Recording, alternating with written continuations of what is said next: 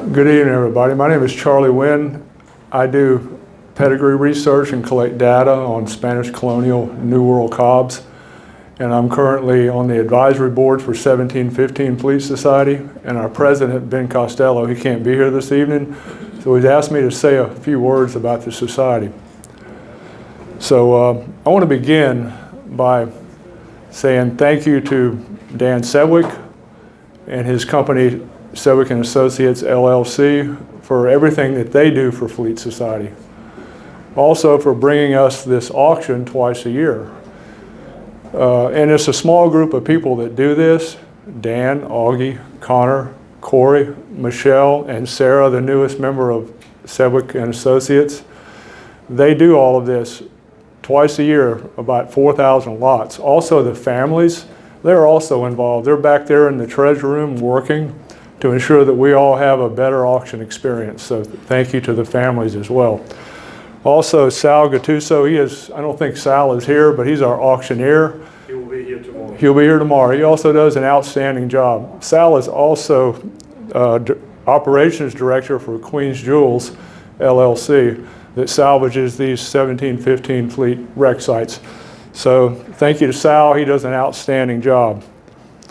I want to basically tell you what 1715 Fleet Society is. We're basically a 501c3 nonprofit organization dedicated to researching the history of the 1715 fleet, its loss, rediscovery, and salvage. Now we currently have 223 members as of yesterday morning at 8 o'clock. Every time I check it every 2 or 3 days, it's grown by several numbers. So we're continuing to grow our membership. And they represent 28 states and 6 countries. We have conventions about every 2 years, 18 months to 2 years. We have one coming up 14 months away. It's not going to be until January the 12th through the 15th, 2026. Now that comes just after the Florida Fun Show, which is the 7th to the 11th at the Orange County Convention Center.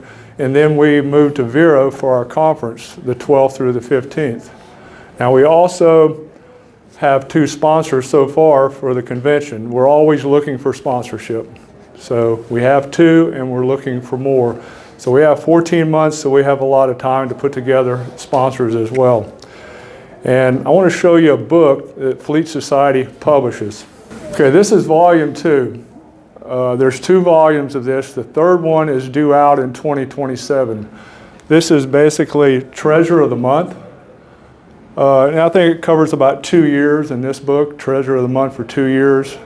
So this is volume 2, and we also have Sal and Queen's Jewels LLC to thank for this book, and all the divers that work those wreck sites.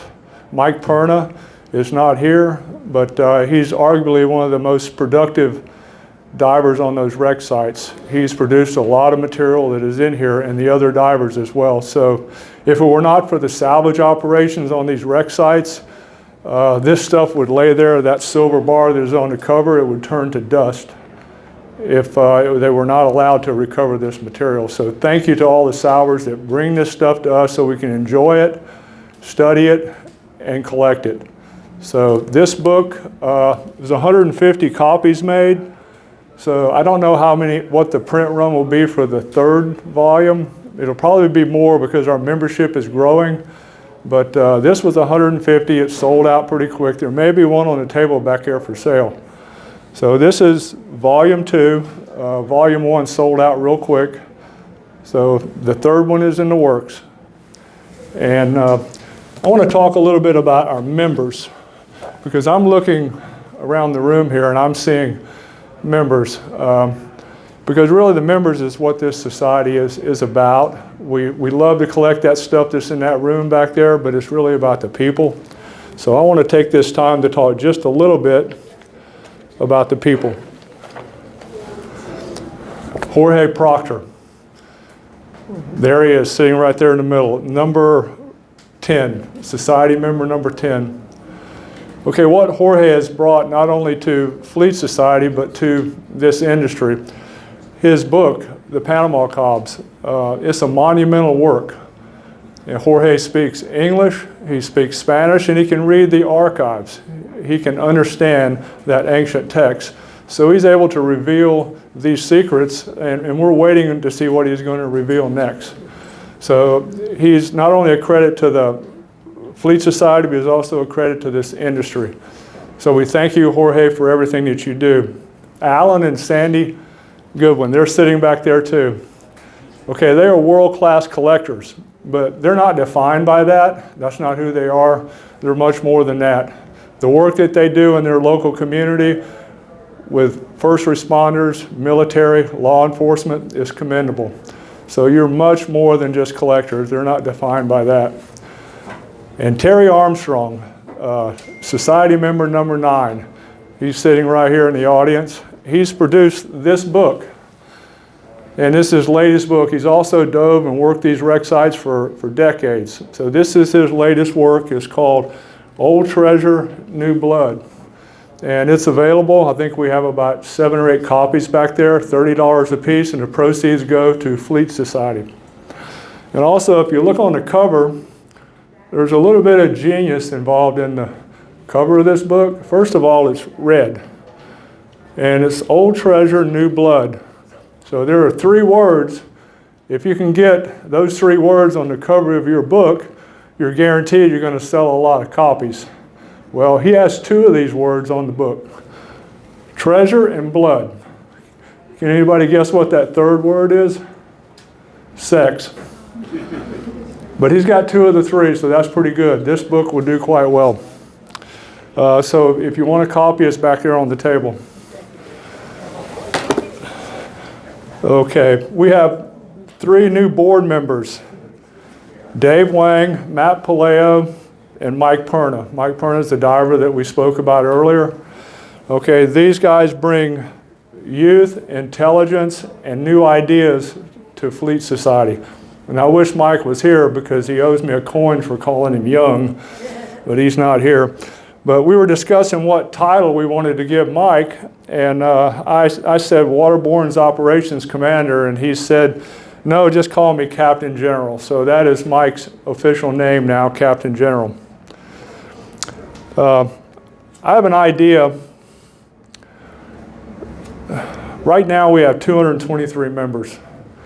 What would you say if I told you that I believe that in 5 years our membership could be 50,000? And we would be doing our conventions at the Orange County Convention Center in conjunction with the fun show. You would probably ask how? How is that possible? Because right now you go outside this venue and you talk to the first 10 people that you see not associated with this event and ask them, have you ever heard of the 1715 Fleet? And they'll say no. Once you get outside the Treasure Coast area, outside of this industry, nobody really knows about this 1715 Fleet disaster. But you can ask the same people if they've ever heard of Pirates of the Caribbean. And they'll all say, yeah, well, I know Johnny Depp, Captain Jack Sparrow. Well, we have all the makings for a major motion picture here. We've got pirates, we've got treasure, we've got tragedy, we've got Florida with no air conditioning, okay, in July and August. So we have everything for a major motion picture. This would change everything in this industry if someone would pick that up and go with that. The only problem is getting a producer or director with courage to do a movie like that, because that's what it would take. Now, I have my vision at the end of this movie.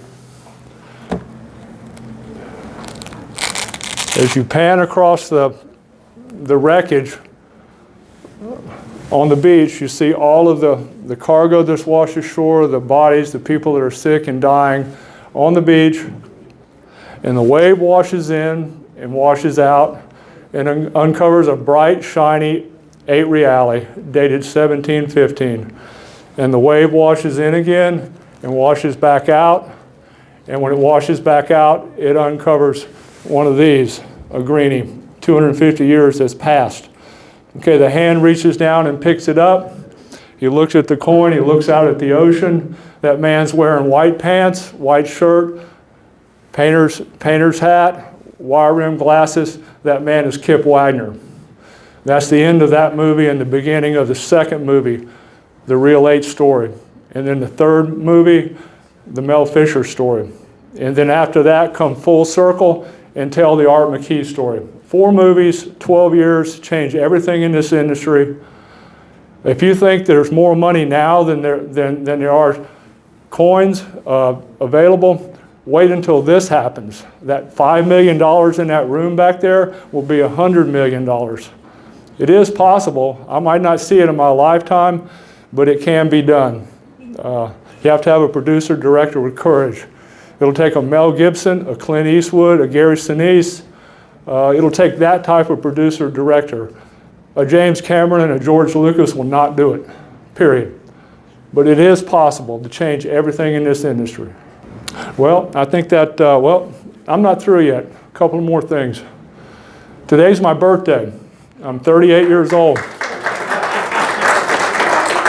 I know you believe that.